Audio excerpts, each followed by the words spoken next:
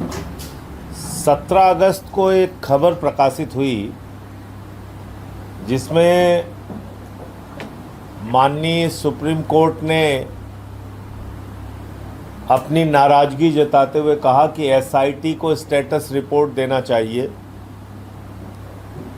और ये भी कहा कि आप जांच में जल्दी लाइए, जल्दी कीजिए, तेजी कीजिए।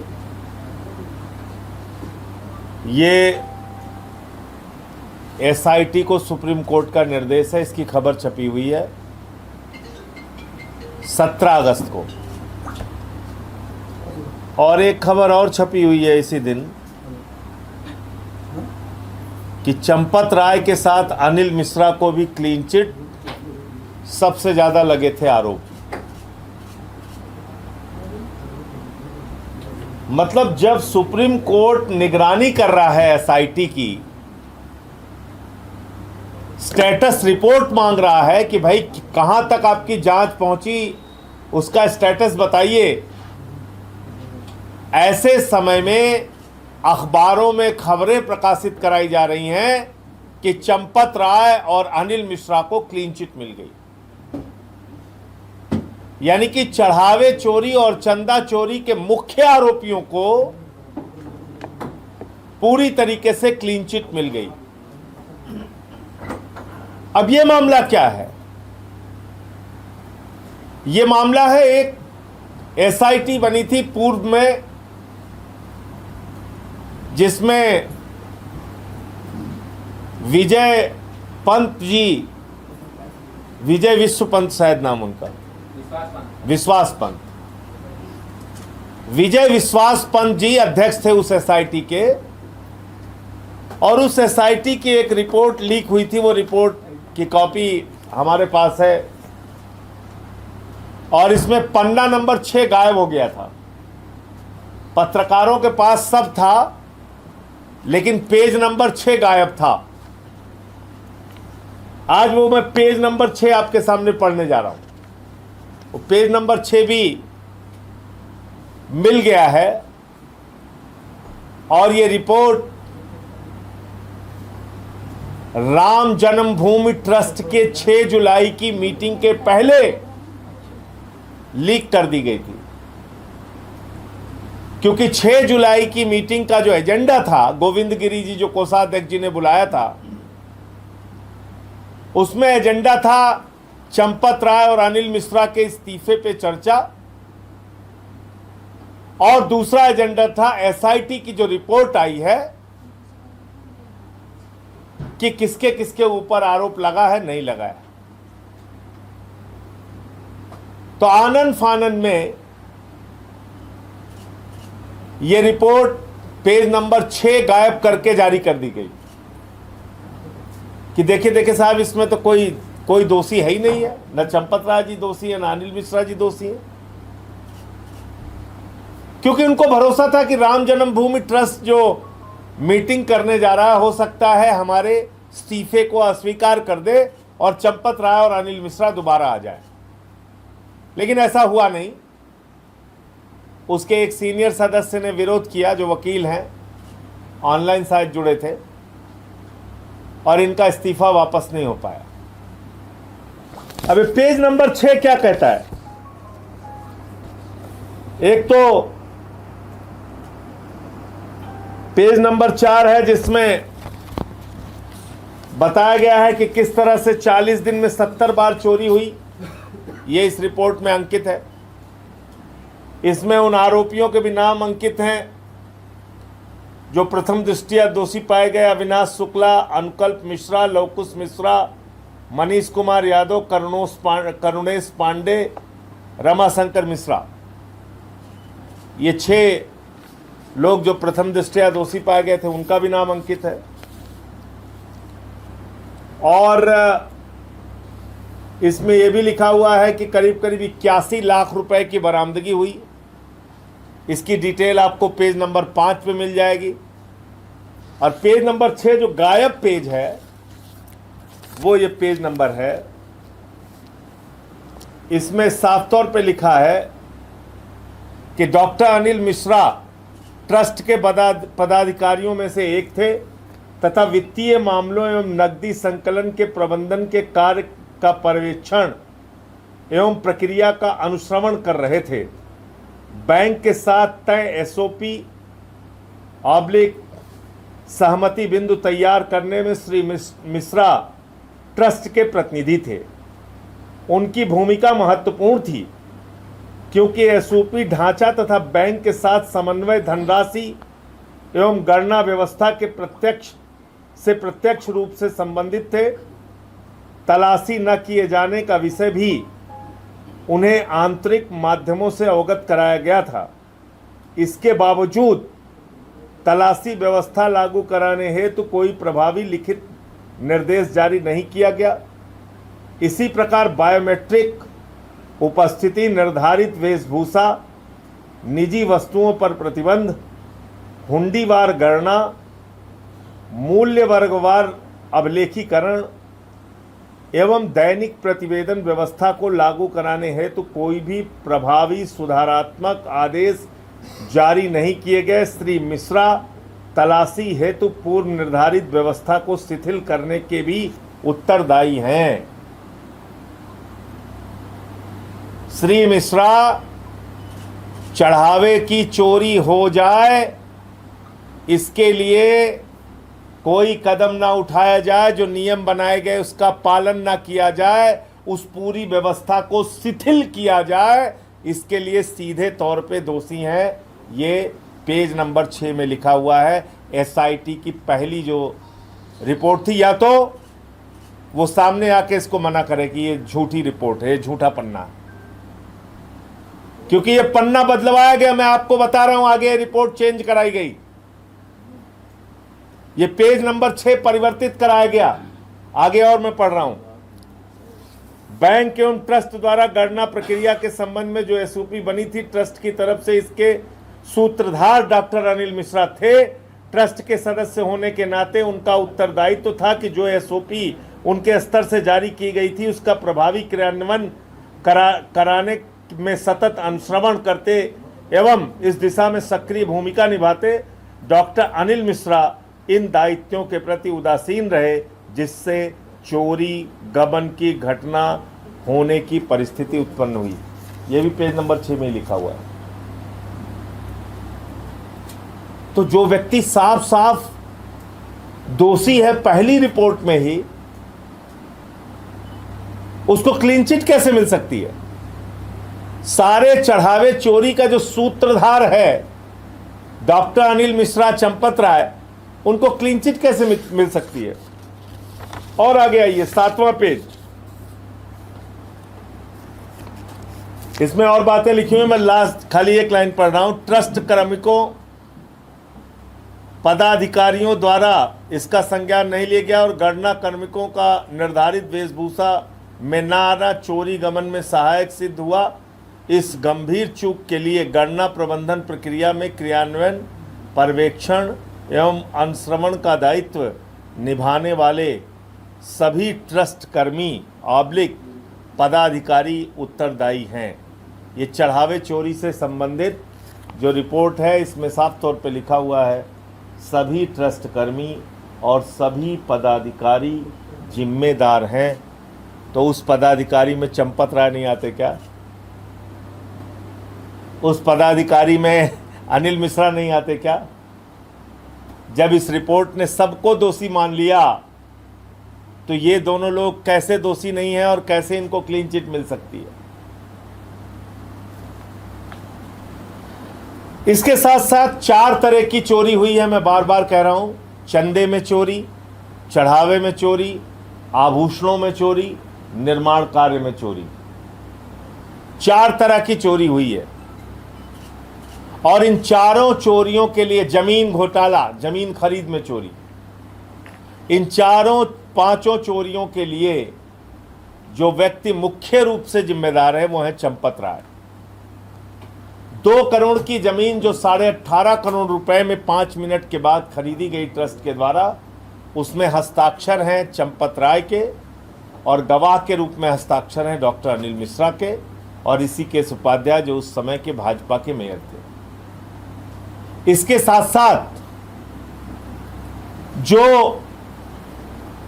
चोरी का काम चढ़ावे में हुआ, उसमें भी जो लोग रखे गए और चोरी की बात जब सामने आई तो चंपत राय से, अनिल मिश्रा से सबकी शिकायत की गई, उनके खिलाफ कोई कार्रवाई नहीं की गई। आभूषणों में चोरी का जब विषय आया तो लोगों ने सामने आके बताया उनको रसीदें नहीं दी गई, उनके आभूषण, उनके भगवान श्री राम के दिए गए नाम पे दिए गए गहने, दान, सोना आदि, चांदी आदि, वो उसका गबन किया गया। बाद में उस पर लीपापोती की गई कि ये यहाँ रखा है, वहाँ रखा है, जब चोरी खुल गई इसके बाद। इसके साथ साथ दीनानाथ वर्मा नाम के इंजीनियर ने बताया कि अनिल मिश्रा 40% कमीशन लेते थे निर्माण कार्य में। 40% कमीशन। सोचिए, कर्नाटका में बीजेपी की सरकार भी 40% कमीशन लेने के नाम पे चली गई थी 2018 में, 2023 में। अब आप देखिए,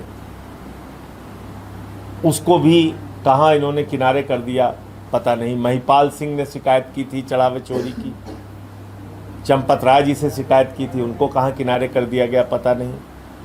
तो जो मुख्य किरदार हैं, अगर उन्हीं को बचाया जाएगा तो फिर कौन सी जांच हो रही है, कौन सा दूध का दूध पानी का पानी हो रहा है। और प्रभु श्री राम के मंदिर के नाम पे जो चंदा चोरी और चढ़ावा चोरी हुई है, उसमें कौन सा न्याय योगी जी और मोदी जी करने जा रहे हैं, अगर ये हालत जांच की है तो अभी किरण एस जी, और ये भी सूचना मुझे मिली है, मुझे कोई इसके बारे में कोई आधिकारिक जानकारी नहीं है, लेकिन मुझे सूचना मिली है किसी से कि विजय विश्वास पंत जी जो अध्यक्ष थे पहली एसआईटी की, जब वो इससे हटे तो उसके पीछे भी एक बड़ा कारण ये था। हालांकि मैं जानता हूं, मैं कहूंगा तो सरकार का दबाव उनके ऊपर पड़ेगा और वो इस बात को मना कर देंगे, लेकिन उनके ऊपर ये दबाव बनाया गया कि पेज नंबर 6 आप बदलिए और अनिल मिश्रा को आरोपित कीजिए। अनिल मिश्रा को जो आरोपित आपने किया उसको हटाइए, जो चढ़ावे चोरी के संबंध में ये सारी बातें आपने लिखी है हटाइए। तो शायद उन्होंने इसका विरोध किया, जिसके कारण से उनको हटना पड़ा। इस प्रकार की जानकारी मुझे है, लेकिन मैं इसके ऊपर कोई आधिकारिक बयान देने वाला व्यक्ति नहीं, क्योंकि ये उन लोगों के बीच की बात है जो सरकार में बैठे हैं और जो एसआईटी के अध्यक्ष थे। मैंने किरण एस जी जो एसआईटी के अध्यक्ष हैं वर्तमान में, उनको ये मेल किया है कि 13 दस्तावेज मैंने एसआईटी को दिया था।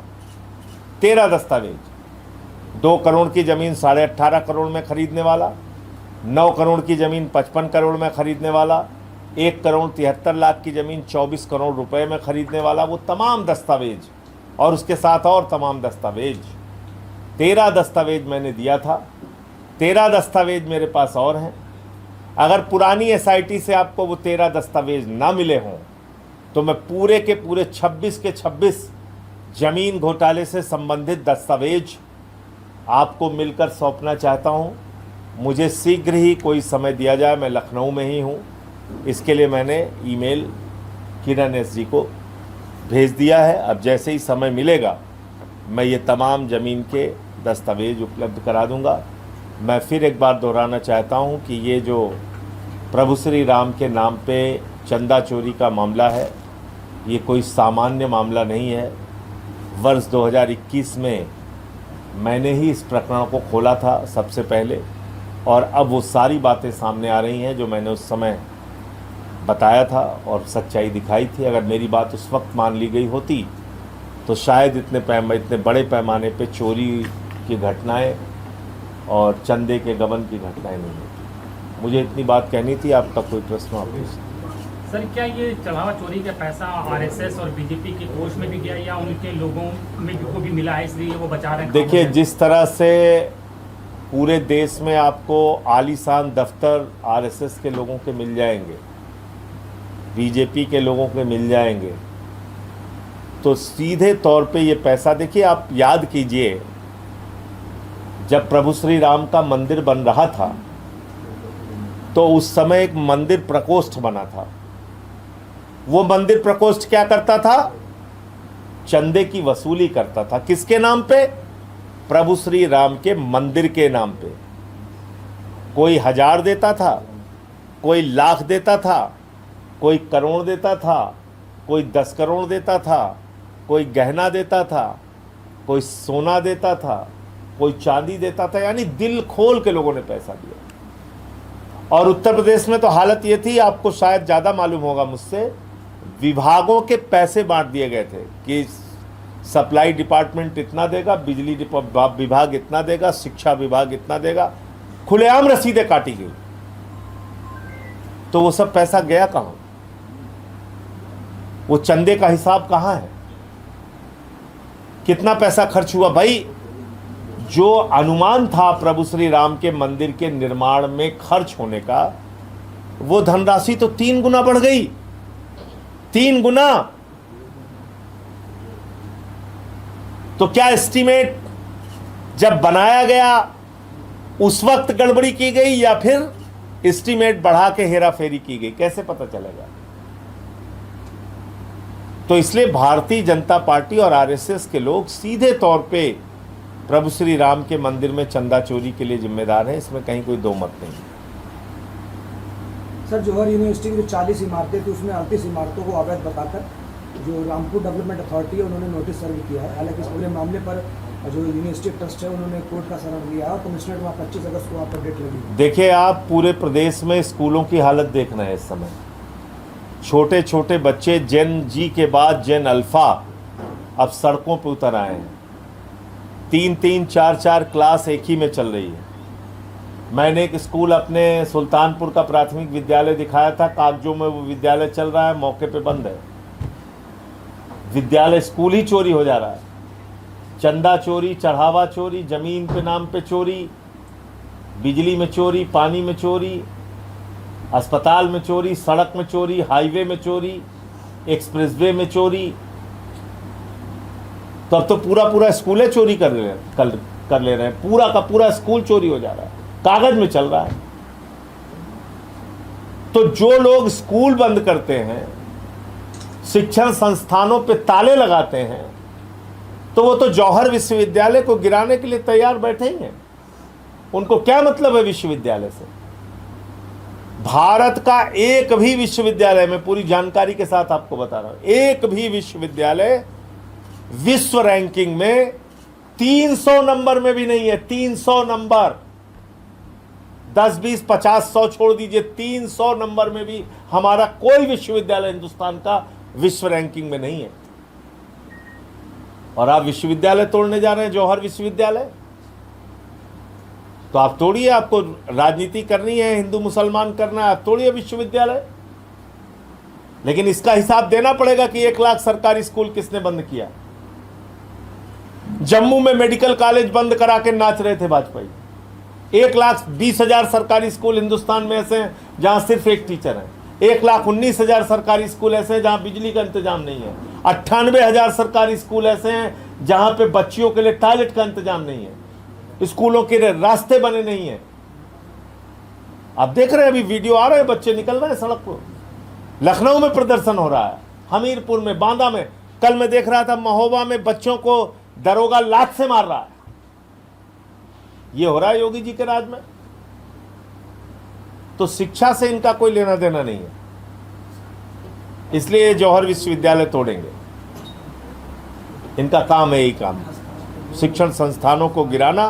क्योंकि मोदी जी का नारा है, अनपढ़ रहेगा इंडिया तभी तो अंधभक्त बनेगा इंडिया। उनको अंधभक्त बनाना है, अनपढ़ बनाना है इस देश को। और कोई प्रश्न हो आप लोगों को? कांग्रेस ने जो की बैठक थी उसमें वंदे मातरम का 2 ही लाइन गीत गाने की बात हुई। उसके बाद बीजेपी कह रहे हैं कि ये लोग तुष्टीकरण की राजनीति करते हैं, ये लोग देश विरोधी हैं। अरे भैया, आज़ादी के आंदोलन में आरएसएस और बीजेपी की भूमिका का पता है? बीजेपी के पुरखे तब तो बीजेपी नहीं थी, पता है आपको? मैं बता देता हूँ 2 मिनट में, और भाजपाइयों से पूछिएगा। इन्होंने मोहम्मद अली जिन्ना के साथ श्यामा प्रसाद मुखर्जी ने 3 राज्यों में सरकार बनाई। अंग्रेज गवर्नर को श्यामा प्रसाद मुखर्जी ने 1942 में चिट्ठी लिखी, जो इनके प्रेरणा पुरुष हैं, यही प्रेरणा स्थल पे उनकी बहुत बड़ी मूर्ति लगी हुई है। श्यामा प्रसाद मुखर्जी ने अंग्रेज गवर्नर को चिट्ठी लिखी कि भारत छोड़ो आंदोलन को कुचल देना चाहिए। यह चिट्ठी लिखी, ये इनका इतिहास है। और जान लीजिए आगे आप, 26 जनवरी 1930 को उस समय की कांग्रेस ने आह्वान किया कि पूरे देश में तिरंगा झंडा फहराया जाएगा, और 20 जनवरी 1930 को आरएसएस के प्रमुख डॉक्टर हेडगेवार ने अपने स्वयंसेवकों को चिट्ठी लिखी कि 26 जनवरी को हम तिरंगा झंडा नहीं फहराएंगे, हम आरएसएस का झंडा फहराएंगे। आज तक किसी शाखा में तिरंगा झंडा फहराते हुए आपने नहीं देखा होगा, वो आरएसएस का झंडा फहराते हुए। 52 साल तक इन लोगों ने तिरंगा झंडा नहीं फहराया, 52 साल तक। बीजेपी के पुरखे 4 भी ऐसे नहीं, 4 मैं कह रहा हूं, ऐसे नहीं है जो वंदे मातरम लगा के जेल गए हो। इनकी एक पत्रिका आती है ऑर्गेनाइजर, उस पत्रिका का 28 दिसंबर 1949 का अंक मैंने अपने ट्विटर पे डाला है, पढ़ लीजिएगा। 28 दिसंबर 1949 के आरएसएस ऑर्गेनाइजर के अंक में लिखा हुआ है, राष्ट्रगान क्या है? राष्ट्रगान जन गण मन अधिकारियों की पार्टी में गाया जाने वाला आइटम ऑफ एंटरटेनमेंट है। ये लिखा है राष्ट्रगान के बारे में संघियों ने। ये बात करेंगे देशभक्ति की, ये बात करेंगे वंदे मातरम की। 24 जनवरी 1950 तारीख नोट कर लीजिए, भारत की संविधान सभा ने वंदे मातरम को राष्ट्रीय गीत के रूप में स्वीकार किया। इसमें बीजेपी का क्या योगदान है? आप बीजेपी के योगदान पे मुझसे 4 घंटे बहस करना चाहेंगे तो मैं आपको साबित कर सकता हूं कि इन लोगों ने, इनका चरित्र देश विरोधी रहा है, और देश विरोधी घटनाओं में नंबर 1 पे अग्रिम पंक्ति में इनके पुरखे खड़े थे, जिन्होंने देश के साथ धोखा किया, अंग्रेजों का साथ दिया, भारत छोड़ो आंदोलन के खिलाफ काम किया, मोहम्मद अली जिन्ना के साथ काम किया। ये सारी बहस और जानकारी मैं आपको दे सकता हूँ। तो इसलिए देशभक्ति की कोई भी बात बीजेपी के मुंह से बिल्कुल अच्छी नहीं लगती। उनको पहले सामने आके पूरे देश से मोहम्मद अली जिन्ना के साथ 3 राज्यों में सरकार बनाने के लिए माफ़ी मांगनी चाहिए, उनके पुरखों ने जो गलती की। राष्ट्रगान को आइटम ऑफ एंटरटेनमेंट कहा, उसके लिए माफ़ी मांगनी चाहिए। श्यामा प्रसाद मुखर्जी ने भारत छोड़ो आंदोलन को कुचलने की बात कही, अंग्रेज गवर्नर की दलाली की, उसके लिए माफ़ी मांगनी चाहिए। 52 साल तक तिरंगा झंडा नहीं फहराया, उसके लिए माफ़ी मांगनी चाहिए। हेडगेवार की चिट्ठी अपने स्वयंसेवकों के लिए है, वो उसकी कॉपी मैंने राज्यसभा में भी दिखाना चाहा था, सभापति जी ने मुझे रोक दिया था, लेकिन मैंने वो चिट्ठी भी डाल दी है, पढ़ लीजिएगा, उसके लिए माफ़ी मांगना चाहिए। Sir, deputy CM Keshav Prasad Maurya ने अपनी सरकार के कामकाज पर सवाल उठाया। उन्होंने कहा इलाहाबाद में जिस तरह से इलाहाबाद डूबा हुआ पानी में, समय रहते काम हुआ होता तो ऐसी स्थिति ना आती। तो भैया वो डिप्टी सीएम है, काम कौन करेगा? बाबा जी और वो वही मिलके करेंगे। अब बाबा जी या तो उनकी नहीं सुन रहे हैं या वो बाबा जी की नहीं सुन रहे हैं, पता नहीं क्या मसला है, मुझे नहीं मालूम। लेकिन यहाँ डबल इंजन की सरकार है, हम लोग ऐसा सुनते हैं। मोदी जी आते हैं, वो कहते हैं हम डबल इंजन है। योगी जी जहाँ चिल्लाते हैं, बोलते हैं, भाषण देते हैं, वो कहते हैं हम डबल इंजन है। तो मेयरों नहीं कहे तो 3-3 इंजन जब काम ना करता है, खटारा हो गया तो कहे हम काम कैसे कीते। 3-3 इंजन लागा है, पंपिंग सेट लागा है, सब लागा है, जब पानी ना निकलता है मस्त, तो हम काव करी भैया। 3 इंजन की सरकार है प्रयागराज में। तो इसलिए मोदी जी ने तो कहा था हमारे यूपी के नौजवानों के लिए कि नौजवानों चिंता मत करना, गोबर से तुमको हम रोजगार दे देंगे। देखिए बच्चे हंस रहे हैं। आप बताइए, कहा था नहीं कहा था? गोबर से रोजगार देने के लिए कहा था 19 के चुनाव में। गौमूत्र खरीदा जा रहा है। तो इसलिए अच्छा उसमें रोजगार दिया है कुछ लोगों को, मुझे नहीं पता। उसमें भी मिलावट करके भैंस का मूत्र मिला देते हैं।